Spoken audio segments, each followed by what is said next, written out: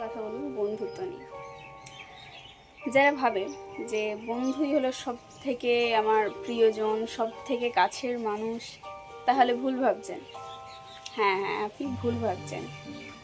কেননা আপনি যখন ঠকবেন তখন বুঝতে পারবেন, মানে তখন রিয়েলাইজ করতে পারবেন। জীবনে যদি প্রথম প্রেম চলে যায় খুব কষ্ট হয়, খুবই কষ্ট হয়, খুব দুঃখ হয়, খুব যন্ত্রণা হয়।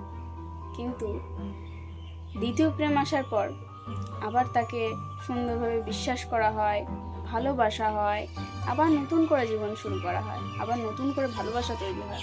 কিন্তু আপনি কোনোদিনও শুনবেন না যে প্রথম বন্ধু যাওয়ার পর দ্বিতীয় বন্ধু আসে।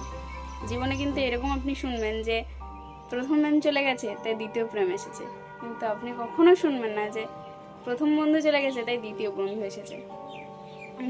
হয় না, হয় না, কখনো হয় না।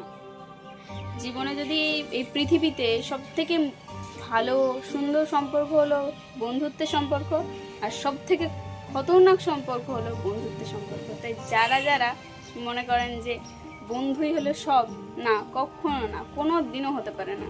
সেই বন্ধুই আপনাকে একদিন এমনভাবে আপনার বিশ্বাসটাকে শেষ করে দিয়ে চলে যাবে যে আপনি সবসময় ভয় পাবেন যে না, বিশ্বাস করবো না ভাই, কাউকে আপনি বিশ্বাস করা সেই সাহসটাই আপনার থাকবে না।